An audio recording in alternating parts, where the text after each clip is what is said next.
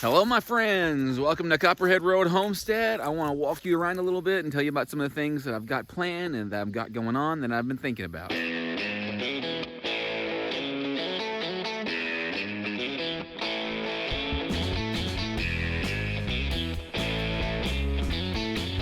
For those of you who have stuck around and been with us for a while, I really appreciate that. And some of you might be interested in what we've got going on. This back here behind me, this is Chad's house. And I think there was a video on my channel about the inside of that, give you a little tour of it. And back here behind, I've got kind of a food forest going on in here as well. There's a pawpaw back here.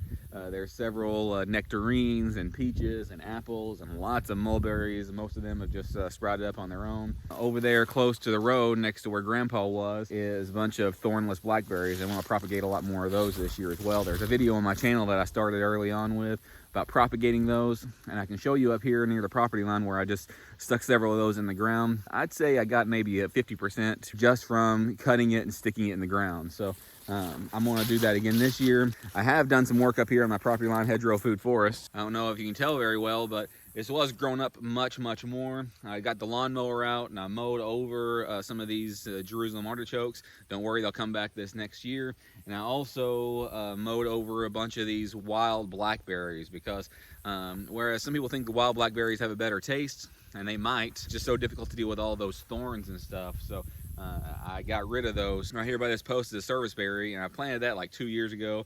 It really hasn't grown much at all, but I thought it was dead a couple of times, but it keeps on coming back. Then over here next to this white post is some bamboo. I don't know if you can see it very well. There was somebody online or on Facebook Marketplace who said, I've got this yellow striped bamboo.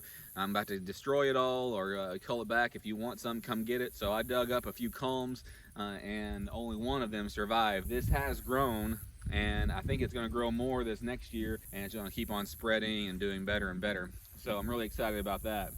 Then also up here is my property line, Hedgerow Food Forest, that I've talked to you about many times. I've trimmed back some of the branches on these black locusts. They're also very spiky. I'll come up here and show you. This one you can't see very well, but see right here, there's a little white spot. I just chopped that off because that way I can walk through here without getting, getting poked by the spikes. This is one of these thornless blackberries that I planted, and you see that it's done well, it's grown, and what's happening is it's growing over here, and it's going to root tip, and it's going to make another one over here. So that's going to happen with several of these, and I might actually go ahead and chop some of these up and make some more of them. So I think this black locust tree died right here actually, which is quite disappointing, but there's already a couple that's coming up from the roots, so it's going to replace itself. But what's really pleasant and what I really like about this is that I thought it was dead. I've been cutting as many of these wild blackberries up here as I can.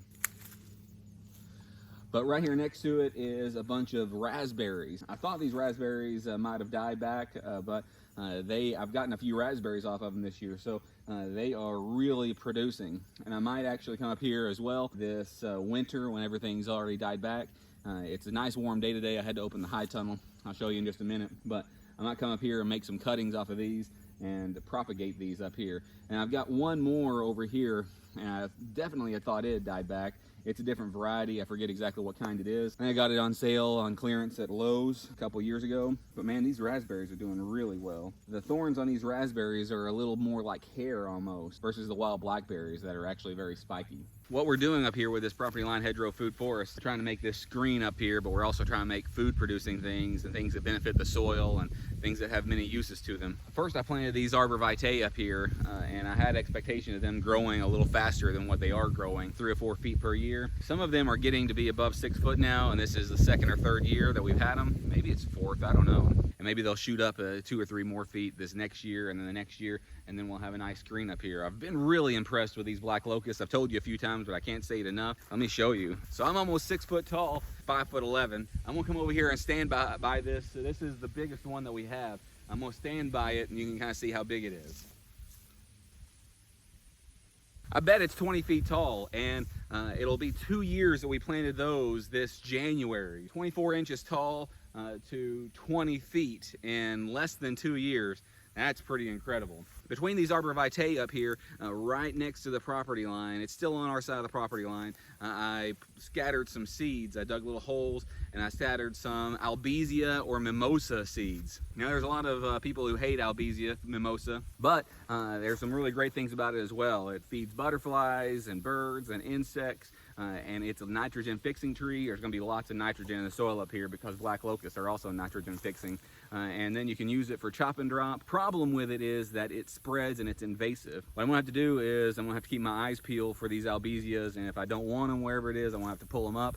Very easy to pull up when they're very young. Otherwise, I can just cut them. If you cut them like that, then the roots that are underneath the soil are gonna die back and keep all those avenues in there. So it's really, really wonderful for the soil. I haven't told you about these yet, and I'll probably do a special video about them later, but next to these 3 white posts, there's one here, and there's one here, and there's one just a little bit further on, are some chestnut trees. I planted them a couple years ago as well. This one right here in the middle is one of the biggest ones that we've gotten. There's another one over here. So there's about 4 up here.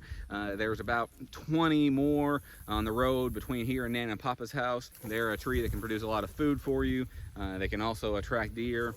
Deer like chestnuts. It used to be before the American chestnut died back. Before there was that blight for the American chestnut, it used to be one of the main food crops for deer. Right here at the property line, there's a bunch of these black locusts and arborvitae, and then a bunch of other trees that I've told you about before. But right here, about, I don't know, 20 feet from 20 feet south of those, there's another row of black locusts. And the only reason I have those there is I needed to heel them in. I needed to put them somewhere. They were at the property line, old property line, between this property over here and the 80 acres that we bought that's just east of us. So I need to do something with them. I may end up moving them to a few different places. What can happen with those is that we're gonna start heating with firewood soon. If we have 4 or 5 or 6 or 8 of them, I can cut 2 a year, and then every 4 years, I'll go back to it, and it'll just coppice or pollard those, and they'll just grow back up from the roots and grow back even faster then, and create us an endless supply of firewood. Those are right here, and I'll probably end up moving those at some point. I just haven't done it yet. So I planted this a year or 2 ago as well. I planted this since I planted that over there. I ordered this from an online nursery. This is Japanese timber bamboo. This is clumping bamboo. It creates very large shoots, and I think the shoots are edible, but you can use them for building. You can use them for a number of things. And it's going to be up here way further east, but still part of our stream. It's about 30 or 40 foot from the property line. Right behind this Japanese timber bamboo, there's a willow tree over there. Now, I don't know what kind of willow it is. I asked my plant identification group that I'm on Facebook, or tree identification group. They couldn't tell me. I imagine what happened is whenever they brought this mulch over here, that there was some willow in it, and it just rooted and came up here. Either that or a bird brought it or something, but I've left it because we don't really have any willows on the property. Papa, before I got here, got rid of most of the willows. He thought they were weed trees and junk trees, but there's a lot of uses for them. So I might actually propagate those and put them up here near the property line as well. They're kind of water hogs, so they might not do very well over there, even though it's done pretty well here. This is kind of a low point in the property. I thought about digging our pond over here. It comes down this way and then goes off the property and over there. And over here, right past my neighbor's property, is a culvert that keeps on going down further to the creek that we have to cross on the road that we live off of. That's kind of what's going on over here. I've got a lot of different thoughts about what to plant up here next. I kind of want to keep on expanding this property line hedgerow food forest, filberts, hybrid willows. So we're over here just north of my high tunnel, and this is where I planted a bunch of comfrey. You can see that, especially where I planted the crowns, that they've done pretty well. Over here to my right, that's to the south, these haven't done quite as well. They might do okay come the spring. Over here where I planted them, you can kind of see a row of them along this drip tape. They're growing up, they're going to do well, and then we can propagate them and make several more rows this next year. So these are going to do quite well. I can start selling those sometime soon, and there's lots of different places that I can use comfrey on the homestead. We've got plenty of space here. Not everybody does. We've got plenty of space here, so we can use it to make compost. We can use it to feed our critters. We can use it to just improve the soil. This is Bocking 4 variety of comfrey. It's been really hot in here earlier today. This Govee thermometer in here has been really a wonderful thing because it alerts us on our smartphones whenever it gets to above a certain temperature or below a certain temperature, and it got to 104.9. It alerts us when it's at 105. So I opened up the side here and now it's significantly lower in here. This other thermometer says 99, but I think it's lower than that because this one's always much hotter than the other one. Here are some of my seed starts. These are cabbages, and I'm gonna probably need to get in the ground soon. Here's some broccoli, here's some dill, here's some Swiss chard. I put some lettuce in the ground over there. And these over here are Brussels sprouts, and these are some more cabbages that I started. I don't think we're gonna end up doing anything with these tomatoes. Papa and Nana started those, and I'll just, let them take care of it. Things are going okay in here. It looks like our corn has some very small ears on here. We've had a frost outside, so a lot of the other things have died, but this did not. The night it got below freezing outside, it was like 27 degrees. It was a low of 40 degrees in the high tunnel. And also climbing up some of these corn stalks are some sweet peas or some sugar snap peas. So we're really excited about that. I planted some carrots, or I direct sowed some carrots over here. Some of them are coming up, and some of the beets. Let me show you the beans as we're over here. We're not gonna plant beans in the high tunnel every year. This is just an experiment. I got these beans. I wanted to see how they were, how they worked. I wanted to see how they worked in the high tunnel especially. I also wanted to get some more seeds, so I can have more this next year if I wanted to. There's actually, I think, a cucumber on this.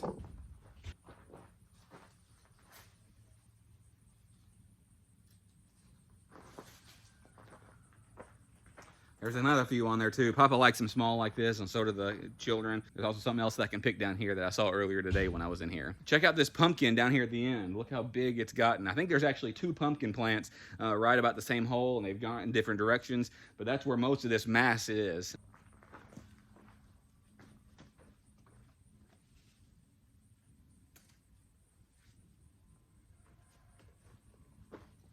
Zucchini. This is the first one we've grown in the high tunnel. I thought we'd get some more in here, but I don't know exactly. This is a huge experiment right now for us. I think it might be that there weren't as many pollinators. We've had it sealed up in here. I need to do some research about that. We've gotten one. There's a few tomatoes on here. I think we need to come back over here with that electric toothbrush and try to pollinate some by hand. So we'll work on that soon. Let's go over and look at the pigs. I know this video has been completely random, but they're a little muddy. This one is. I won't do this all the time, just showing you some of the things that are on my mind about working on the property line hedgerow food forest and some of the things that we're doing. I think the pigs actually want the, I think they want the cucumbers in my pocket. Papa told me that pigs won't eat cucumbers. Okay, here, you can have the zucchini.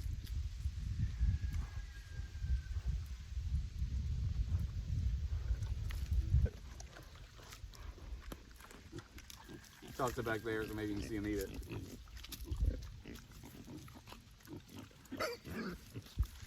They like it. The pigs are doing fine. The farm's doing fine. We got lots of ideas of what to do this spring. I hope you'll stick around with us until then. We'll also be doing some more propagating over the winter as well. Lots of things going on. We're kind of getting over all the coronavirus now and getting back into our normal routine. Rue is at work today. But if you like things like this, like and subscribe, hit that notification bell, select all so you never miss a notification, and come back every Tuesday, Thursday, and Saturday. We do a new video every Tuesday, Thursday, and Saturday, and a live stream every Sunday night at 8 p.m. Central Time. Thanks.